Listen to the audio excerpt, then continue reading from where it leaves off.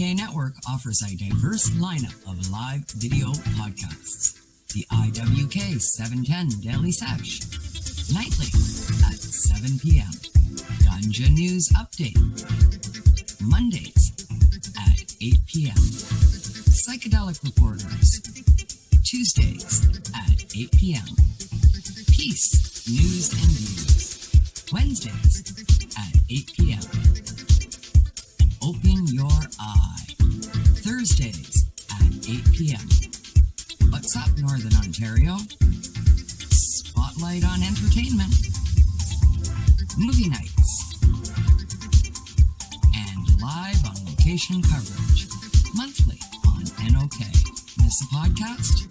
Catch the replay anytime on Rumble, Facebook, Twitter, or LinkedIn. You can also find us on our webpage at www.noknetwork.com. Discover the power of creativity and passion, bringing your visions to life, creating moments that resonate. Book your project today. Only at 117 Productions. Strange Matter Coffee is more than just a place to get your caffeine fix. It's a labor of love, a temple of craftsmanship, and a testament to the spirit of Lansing. Strange Matter Coffee, where the love for coffee and community collide.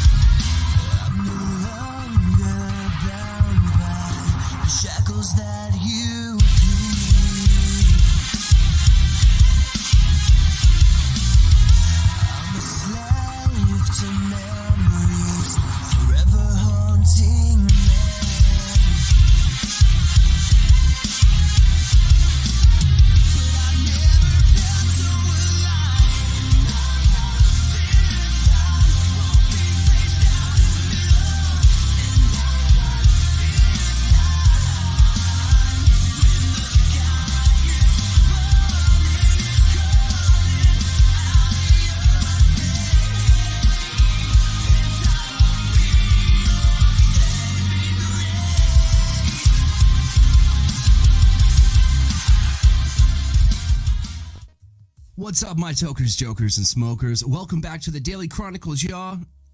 I'm Rodney. Welcome back to the show, y'all. Today, I have an exceedingly special episode. I'm here with Cara, the owner from Strange Matter Coffee here in Lansing, Michigan. Cara, welcome to the show. Hey, Rodney. Thanks for having me. Absolutely. Listen, I'll start off by saying I'm a coffee addict. I have to have it every morning. It's a perverse nature of mine, I do believe. But in the search of good coffee in Lansing, Michigan, I have stumbled upon, and this was from 2007 or 2017, 2018, whenever it is you really got, you started that one location in downtown. I haven't found a better cup of coffee in Lansing, Michigan. That's amazing. Thank you. Yeah, we opened the downtown location in 2017. 2017. Okay. Yeah. I see, all of those years, once you get up to middle age, everything just starts blurring together anyways. So, I mean, honestly. But no, welcome to the show. I really like what you're doing. I really do. And I felt it only necessary to let the community here in Lansing and honestly, everybody that watches the show around the world know kind of like what it is that you do. Of course we see it. Of course you know it. Of course, it's heartfelt. But those assholes don't. You know what I'm saying? So I kind of put together a little bit of a question list, and I'd like to let people know more about Strange Matter Coffee. And honestly, to tell you the truth, I find myself fangirling over anything Strange Matter. You guys have some big stuff going on right now, and I'd like to talk a little bit more about that. Or like you're cool to talk about that though, right? Like for sure, yeah. All right, cool. Just wanted to make sure. But no, I guess my first question really, what inspired Strange Matter Coffee to establish like its unique identity in the Lansing coffee scene? So I've been in coffee since I was 18, since I was old enough for anyone to hire me in a coffee shop. And I was so passionate about coffee. I worked my way through every coffee shop up in Traverse City in the early 2000s, managing multiple locations, working for literally everyone. It's so oversaturated up there. It's like they have more coffee shops per capita than Portland.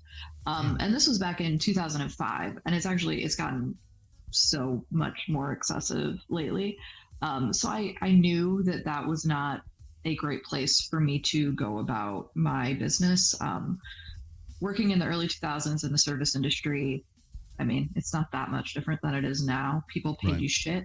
Mm-hmm. They expected you to work insane hours. And at the end of the day, you're busting your ass for somebody else's business, which like, I love all the folks I worked for, nothing against them, but like, at some point I was like, man, if I'm going to pull 60-hour weeks and make $10 an hour, I could do that for myself. Right. Like I can't really afford to do it for myself at this point because like I'm making nothing. But over the years, I wrote my business plan, saved up, met my wife up in Traverse City, and she actually got a job, coincidentally, writing the marijuana regulations for the state of Michigan. Nice. And we moved down to Lansing so that she could take over that job. And that was right as those regulations were originally being drafted. Is that Laura? Yeah. Okay. Yeah. Yep. So I'm really sorry on her behalf that she's a lawyer and I'm sorry. But she's very smart. No. So we moved down here and I was like, man, there's no good coffee here. Like, what's going on? Like, Ann Arbor has a coffee scene. Grand Rapids has a coffee scene. Detroit has a coffee scene. Lansing's the capital city. Like, there should be more here. So at the time, I was really, really lucky to find a place that I could lease and afford to build out. And we did all the build out ourselves. When I opened, I was like, people might show up, they might not. I had no idea at the time. I was like pretty convinced it was all going to be a huge failure. Because I had no clue. I was like, why hasn't anyone done this yet here? Right. And then we had like a line out the door, and it's pretty much been nonstop, busy, growing since we opened the original location in August of 2014. And now we're proud Lansing residents. We've been here since I think early 2012. And yeah, I just love it here. Yeah, you've got numerous locations too popping up, and we had a tragedy befall us back in February at the Michigan State University. For those of you who know, they know. But you took a different approach to that. You decided to put a campus of Strange Matter on campus in the Union Hall, correct? Yes. So that's sorry, go ahead. So that project started in actually November of 2022. Just the process of it basically going through kind of a round of proposals to be selected for that location. And then we were given the award of the contract, I think 3 days before the shooting. I believe in serendipity, and I think that, well, first and foremost, you've taken my favorite coffee spot in Lansing and you've combined that with one of my favorite food trucks. Okay. I'm going to be there every day. I'm going to blame you for my caffeine addiction and for me, becoming exceedingly overweight from eating all the good food too. So it's coming. But, typically Lansing, Michigan's not really known for its, as a coffee destination, like you said earlier. I wanted to touch on that a little bit, but really, you talked about like not really having a coffee scene, so that we obviously know what led Strange Matter to Lansing. That makes sense. But how has the community embraced that presence there? Like, what's the feedback? Oh man, it's been just overwhelmingly positive since day one. Good. And it's kind of overwhelmingly so positive these days. Like, I post something to social media and it just blows up. And I'm like, how did we go from like, my 5 friends knowing about my business to having like 14,000 followers that are all like organic followers? It's kind of mind blowing. It's really, really awesome to know that like, basically our customers got us through COVID, and their desire to support local businesses and really like help the community stay going has kept us here. I dig that. Like that's lovely. Like that's the truth of it. Like that's the kind of happy stories that I want to hear, that I want to be a part of. That's the kind of love in Lansing that it makes me feel good being from Lansing. I don't care where I'm going to be at across the world. I'm still going to be able to reach back and tell people to drink Strange Matter coffee and just love it. That's the truth. My favorite blend from y'all, just real quick, if I could think, kind of shamelessly plug this, if you will, but your NOLA blend, that's my favorite. Yeah, the NOLA iced coffee is definitely our most popular iced drink. And I mean, even during the cold months, like we originally planned to only have it as a seasonal drink. And then people were like, no, like we want to drink it year round. Give it to us now, kind of. Yeah, and it's surprising to me as someone who opened my business specifically to highlight black coffee pour overs, the science behind coffee extraction. Having my most popular drink be a drink that is like full of milk and sugar kind of was a challenge for me at first, but I've wrapped my head around the fact that it can be like this thing that people love, and credit to my wife, she's the reason it's on the menu. She tried it and was like, this is amazing, it has to be on the menu. And I was like, absolutely not, like no way. Like it's gonna ruin my whole brand, like, and this was before we opened, so right. The process of how business kind of evolved, like we put it on the menu and it's the most popular thing, and now she's always like, I did that, thank you, you're welcome. I love it. I'm gonna have to shake her hand to tell you the truth, because it's good. Alongside like kind of putting a drink on the menu, not expecting it to succeed and going, oh shit, it's the MVP now, that's proof that the coffee industry is constantly evolving, but with that idea in mind, I wonder, how does Strange Matter kind of stay ahead of the curve in terms of sourcing its beans and creating these innovative flavors? So a lot of sourcing, because it's an agricultural product. Coffee grows in many different regions around the world, and there's different harvest seasons in different regions, and 1 to 2 harvest seasons a year. And then just like, your corn, anything you grow, every year it's going to be different in some way, like kind of like wine, because it's all about the soil and the rain and the air temperature and things like that. So we have to stay on top of it. So we're always, cupping new crops, tasting samples from different regions before they even get shipped to this country, just to kind of keep our palates fresh, and get an idea of like, what does this season hold? What does this harvest season hold for different regions? There's a coffee that's okay. So, and this is going to sound very ignorant of me, but I'm going to stumble through it. It's ingested by a cousin of the cat. You know what I'm saying? And then it's pooped out. What is that called? I don't even know. I know what you're talking about. It's right. Like, just like in every industry, you've got your scams. You've got your things that like people want to charge you a bunch of money for your Kona coffee, right? They're like, oh, it's from Hawaii, it's Kona, it's special. That is the biggest marketing success of like the entire state of Hawaii. It is not that special, but because it has this huge marketing initiative behind it, people are like, oh man, we got to get our Kona coffee. And like, yeah, it's all right. It's fine. It's nothing compared to coffee grown in Ethiopia that's processed well, but they're totally different environments, totally different coffee varietals. Yeah. No, I find it interesting because it's like, excuse me, going back to the marketing thing, like you were saying, a lot of weed nowadays is marketed sativa, indica, and hybrid. Well, the truth is, first and foremost, everything is a fucking hybrid at this point. Excuse my French. We've bastardized cannabis so much that there is no true sativa and there's no true indica. Moving on from that, when a person's like, oh, it's 80% sativa, you don't know that, because all it really, the sativa and indica effects, like, that's all a myth. Okay. What really actually matters is how it's grown, much to what you're saying, the area, the soil, the ecosystem, all of that is very, very, or can be detrimental to a bad crop, but it's very important to the entire process, So again, going back to marketing, if you say, oh, Kona, or hey, this animal eats this and we should charge you $100 a cup for it, like, yeah, I mean, that's the truth. Like, it's kind of just lazy marketing at that point, or good marketing, depending on how you look at it. So I get that. I get that. That just shows that there's a culture for coffee, and oh, definitely.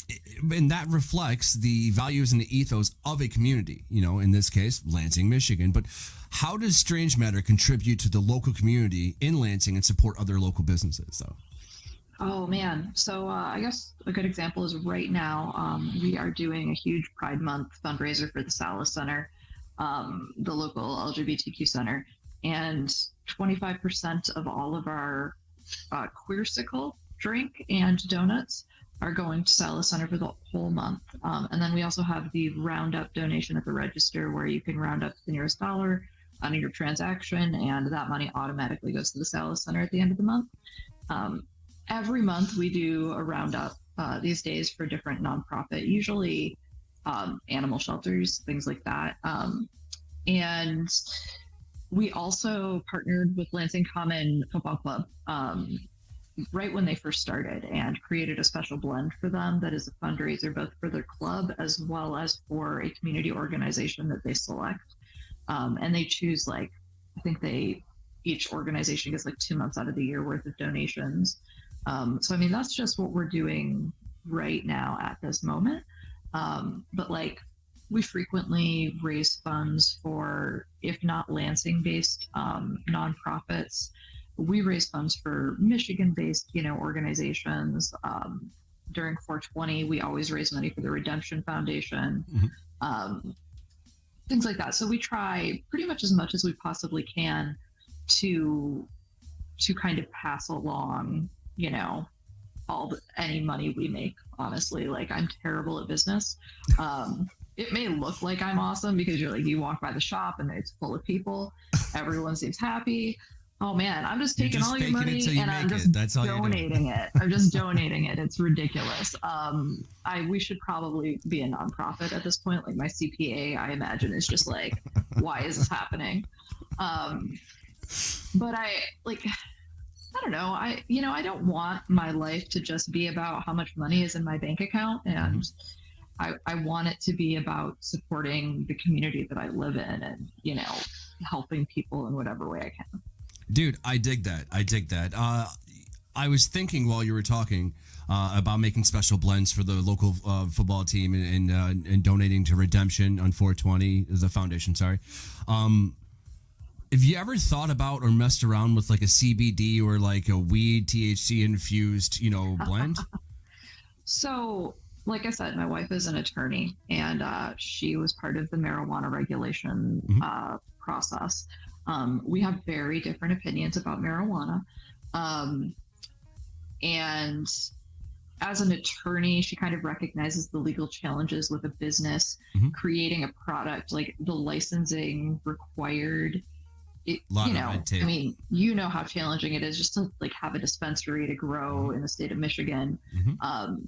There's a lot of legal challenges with then, what do we do with the sales of that? How do we do that? So I have been told, and I agree to a certain extent, that once it is federally legal, I will be in that shit so hard. But until it is federally illegal, right. I am trying to just play it safe. We have a tendency to get we did CBD infused lattes for a little bit of time. We were getting this amazing CBD from Grand Rapids, and somebody narked on us, and we got hit by the health department. And like basically it's, you know, it's not a food item. So we got in trouble and we're told like you cannot put this in people's drinks and sell it. They're like, but like literally every coffee shop in the state of Michigan does. And they're like, well, it's illegal, so don't do it. I'm like, all right. So I try very hard not to break the law. Right. But like a cold brew that is infused with THC is something that I have thought about for years and really, really want to create something like that when I won't get in trouble for it. Listen, I'll be the first one to test it. We'll be right there. We're gonna bond over that. I'll tell you. But, you know, speaking of creating flavors and concoctions and things of that nature, tell us about like one of the most like intriguing coffee concoctions again or flavor combinations that Strange Matter has introduced. You know, like what kind of led to the inspiration behind it. You know, I think maybe the weirdest thing on our menu is our espresso cola, which is a Mexican Coke. And a shaken and chilled shot of espresso, and then the espresso is poured over the Mexican Coke. You basically drink these two things combined as one beverage, and it's like all of the sugar and all of the caffeine that you could ever possibly want. And it seems very like counter to our general menu, which tends to be more focused on, you know, the flavor of coffee. And here we created this drink that's like, yo, what are you thinking? Like, are you gonna have an all-nighter? A red eye. It's more intense than a red eye, because you get all that sugar from the Coke. So we mess around, you know, like we're behind the bar and we just pour shots and things, pour shots in Topo Chico, pour shots in San Pellegrino. Like, how does this taste? And we started pouring shots in different sodas and kind of taste testing, and realized that like the artificial sweetness that's in US made Coca-Cola was like not a good pairing, but specifically the Mexican Coke with the cane sugar just was awesome. And I think a lot of times people see it on the menu and they're like afraid to try it, but it is the most delicious thing. It is, especially on hot summer days. I'm all for that, to be honest with you. I'm down to try all kinds of different shit, you know. That's the best thing about cooking. Everybody wants to reinvent the wheel. The problem is some people don't understand what a circle is. You know, it's the truth. But we would put all kinds of just crazy shit together, and that's what it is. I mean, one of my favorite flavor combinations, and this is because of, I guess, poverty, but Cool Ranch Doritos with SpaghettiOs. Whoa. A lot going on. That takes me back, though. That's. I don't think I've had a Cool Ranch Dorito in probably 20 years. That sounds great. I could get you one. I could get you one. Thanks. No, you know, it's interesting because more to the point, coffee brings people together, much like food, much like weed. You know, have you witnessed any kind of like unique or heartwarming interactions from behind the bar with your customers that like you, I don't know, would like to share? So back in the day in our original location, when Tinder was kind of like just becoming a thing. Oh, this is good. It was like the place for weird Tinder dates to happen, like right at our bar, just like right in front of us all. And it was like every just like Friday, Saturday, Sunday, there would be just like a stream of weird folks in there who like clearly didn't know who they were meeting, and then you know would have to have this like awkward conversation in front of us. And that was honestly like the highlight of some of my shifts back in the day. So I'd say, you know, I mean, coffee is such a thing to have meetings over, to have conversations. So we see all sorts of great stuff. Like I've watched people literally get divorced. I've watched people propose and then like come in on their wedding day and they've like met there. We see some stuff. Yeah. It means that you're an institution. You know, it means that you're important enough that people want to involve you in their lives outside of coffee. And that's dope as shit.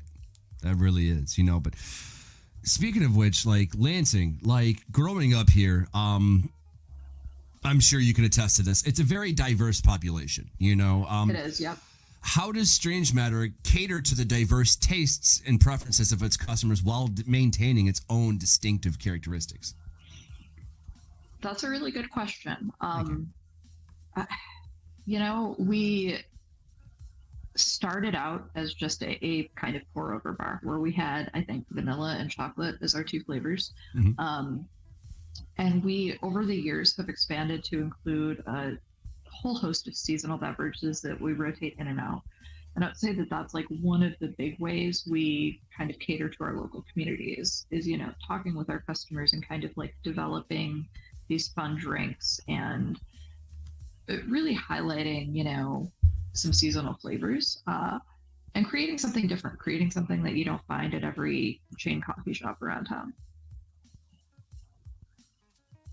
I dig that. I like hearing that because like it makes me feel that you're creating an inclusiveness with coffee.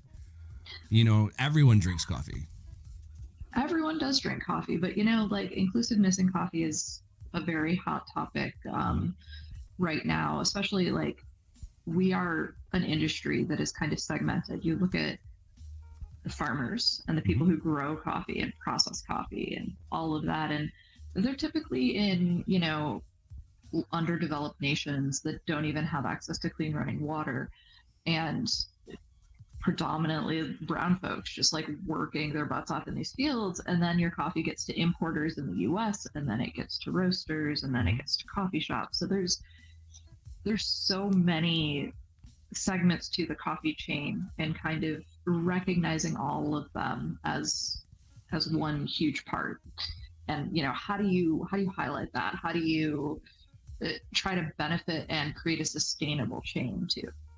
I love it. You know, I think that like it's an interesting concept to try and jump into. I think that it's you know, that from seed to sale, if you will. A lot of people are doing that with weed right now. You know, a lot of people are doing that going back to, you know, raising their own chickens now. So it's right. This whole, I want to call it supply chain command type of vibes, you know what I mean? But like, that's a whole different topic altogether, you know? For sure. I didn't really mean to kind of, you know, go down that rabbit hole. Sorry. No, you're good. Now, coffee, it has its rituals, like you're saying, you know, it has its brewing methods across all different kinds of cultures, you know, but I'm really curious, has Strange Matter explored any international coffee traditions or brewing techniques to enhance the experience for its customers? I would say that's the kind of the base idea of what we do. We don't talk about it a ton, but like, for example, there's waves in coffee, right? Just like there are in like food. There's the first wave of coffee, stuff, right? Yeah. So like the first wave of coffee would have been like kind of back in the day when like Folgers like first kind of hit the US and became like this thing that people drank. It wasn't really until I think like World War I, World War II, where like coffee became a huge part of US food and beverage culture. After that, you then have wave two. Wave two is Starbucks. Wave two is lattes, and the American people finding out like, oh, we can put like coffee with this Italian beverage and we find it more palatable. Like, that's cool. So Starbucks kind of, you know, created this mass market and mass understanding of a lot of beverages and how that works. And then the third wave of coffee is kind of like where we are now. Everyone in the coffee industry hates describing it this way, so I feel like kind of a jerk, but like, so the third wave, the idea is we basically kind of take it back to its roots. We take it back to Italy. We take it back to these tiny beverages that were meant, like, how was espresso meant to be consumed? How was it originally conceived in Italy when they first started making it? If you go to Italy, like, all of the coffee is phenomenal. It blows my mind. Watching them make it, I'm like, everything they're doing is counter to everything I know about making good coffee. And then I get the beverage and I'm like, how is this so good? But basically the concept of, you know, of smaller, more balanced beverages that highlight the coffee is kind of like the Italian approach to coffee. Okay. Drinking shots of espresso, not like a 40-ounce latte. So we kind of take that idea in everything we do, but then we take a coffee that we've roasted very differently to what they do in Italy. In Italy, everything is blends. Like, 8 to 12 beans in a blend. No one's going to know what's in that blend. If you ask them, they're like, what's going on? They roast the coffee incredibly dark, incredibly oily. And that's part of the flavor profile that you expect from Italy. Here, we do totally the opposite with the beans. We focus on single origins that we can trace, and we roast them incredibly light to bring out the nuance in the coffee, the nuance of the varietal of the bean, of the origin that it's coming from. So you get a much more bright, acidic, and lively and complex shot of espresso than you would in Italy. And then we pair that in the same way with like smaller size cups and beverages in kind of more traditional ratios, to provide a kind of new experience that takes a lot of the old into consideration. I dig that. Like it's an art form, you know. Sure. I mean, that's the truth of it. But seeing as it an art form, I'm now curious. How does Strange Matter approach the artistry coffee making and presentation? Meaning, more specifically, are there any specific details that you use to focus on and ensure the perfect cup each and every time? It's actually science. It's like super, I mean, it's super easy in that there are a handful of variables that you have to be aware of, and then you control those variables, right? So you're controlling your coffee, how it's ground, how big those particles are, how consistent the particles are. I mean, the same thing could be said when you're grinding weed and smoking it. Like you want those consistent size pieces for a more even burn.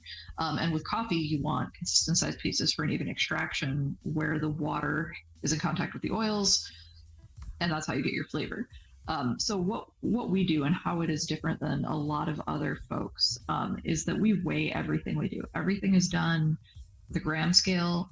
We weigh the dry amount of coffee going into our espresso shots. We weigh its output when it's a liquid to determine if it is the correct ratio that will provide the best flavor.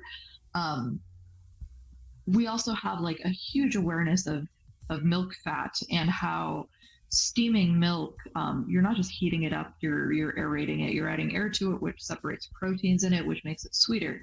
And a lot of coffee shops honestly just scald their milk and like the baristas press a button and get some watery brown liquid that they think is a shot. And it's still coffee, I guess, by the general definition, but like there's just absolutely no thought process going into it. And I think just like with baking or with cooking, you know, right. You've got to have a consistent temperature with whatever you're doing. And you should know your temperature so you can repeat the process. You got to understand how temperature affects everything you're doing. Brewing coffee just off of boiling for most brewing methods is like way too hot. But you need to be above like 198 to really extract flavor. So really diving into the science of coffee and extraction is what we do every day. Dude, I love that. I like science. You know, I grew up watching what was it, the Magical School Bus, Miss Frizzle. Like that really got me into it at a young age. You know, I thought it was a little weird that they went into like old boy's like bloodstream and shit with a bus, and at any moment in time she could push the button and he don't exist anymore. But we won't talk about that. Still traumatized about that episode. Little bit. You know, kind of like, is there any buses in me right now? Like, what's going on? Right? Could be. We don't know microplastics even. You know, right. But you know, in the spirit of exploration, if Strange Matter were to create a signature coffee blend that represents the essence of Lansing, what unique flavors or characteristics would it embody? So I think we do that already in our house blend. Vanilla? No. So we use the house blend to make the Nola concentrate, but the Nola also includes ground chicory root in the process of making it. So for just like our regular house blend that we sell on our shelves as a bag of beans, it's I would say, our least adventurous coffee, but our most approachable coffee. And what that means is, you know, my dad can drink it and love it. And like the coffee snob down the street that comes in every day and, you know, knows some coffee science. This guy. Yep. That they'll appreciate as well. So finding just like a balance, I think, is very, very essential to creating a blend like that can just be kind of a crowd pleaser for everyone. We do it in our winter blend that we call the Jolly Possum. And that one's on the little more adventurous side, but that one is kind of a more seasonal take on our house blend, which is for the winter, just kind of, reaching those darker notes like cranberry, brown sugar, things like that. Well, I want it now. And I do think that would so bringing balance is something definitely would embody the spirit of Lansing, if I'm being honest, because For sure. Like you said, going back to just coming into Lansing, there really isn't a coffee scene here. Now, there is one that I would like to mention. Big B Coffee used to be Beaners. I liked it because it was a coffee shop open late. I could go do my homework. It was one of those new things. It was right around the time of Starbucks. Right. Soon after. More specifically here for like mid-Michigan. And I enjoyed it. I'm not going to lie to you. I was like, all right, this is cool. I could go at 4:00 in the morning and do my work, blah, blah, blah, blah. But then I started to pull away from like the syrups and the sweeteners. And I like a nice black cup of coffee. You know what I'm saying? I think Mindless Self-Indulgence said it best. I like my coffee black like I like my metal. You know what I mean? So it works out great. But no, that's amazing. Now we have reached the certain specific time in the show. I want to call it draw a card, but again, we haven't really come up with a name for this or anything. But I hold in my hand, Cara, 3 cards. Okay, each of these cards has a question. I'm gonna shuffle them, have you pick one, and we'll go from there. So if you're ready, I'm ready. I'm ready. Let's do it. All right, let's go ahead and shuffle these bad boys up. Somebody told me that, like, I was cheating the other day because, like, they're like, oh, you can see them. Yeah, it doesn't matter to me what question you get. It's just all for fun. And they're like, well, stop cheating. How am I cheating? How am I? Whatever. That person was, it is what it is. So, we have, I hate this. I'm terrible at cards. Left, center, and right. Both the left. Left. Oh, you're going to like this one. This one's neat. You're going to like this one. I'm glad you got this one. Get ready for... I got the munchies. I'm really happy you got this. Really happy. All right, got the munchies. So, Cara, after we smoke, certain things happen. There are some side effects. One of these side effects is, well, hungry. So, after smoking, however you do, what is one food that's like your go-to, or what can we find you really wanting to eat after you have a case of the munchies? The double chocolate chip cookie at Strange Matter. It's like... She didn't even hesitate. It's got some salt on top, and it's a special moment. Like, it really elevates it, and it's definitely like my go-to. I love that. I love that. Also, huge honorable mention and shout out for the blueberry scones. My girlfriend loves those. If I brought her one home, I could get away with murder, I believe. Not that I would murder somebody, but I believe I could get away with murder. But no, I dig that. I absolutely love that. And now I want one. You do your job good. Awesome. I love it. I love it. But, I like what I'm hearing. I like what I'm seeing, more importantly, and I like what I'm tasting from Strange Matter. And I think I sent you a text a few days ago of one of the OG stickers. You know what I mean? So we've been there, and I'm glad to fucking know that there's someone in Lansing that's doing it right. No, thank you. You're welcome. Again, thank you. Coffee, again, brings people together, and anything that brings people together, again, coffee, cannabis, cooking, doesn't matter. That's all right in my book. That's what it's about. It's that experience. It's that emotional connection. And honestly, I think that's one of the best things that a person can do, and for that, I really do appreciate, you coming on and talking to us a little bit about that and whatnot. But we've reached the end of another amazing episode of the Daily CHRONIClez, y'all. Again, I want to, thank Cara from Strange Matter here, y'all. Let's roll that down at the bottom one more time. That's strangematter.com.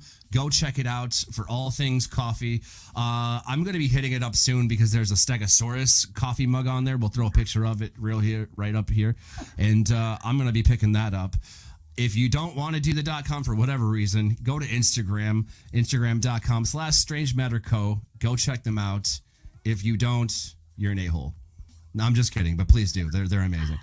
But no, my tokers, my jokers, my smokers. Again, Cara, thank you for coming on. This has been another amazing episode of the Daily Chronicles. We'll catch you all on the flip. Peace. Have you seen the logic for all I've become so red?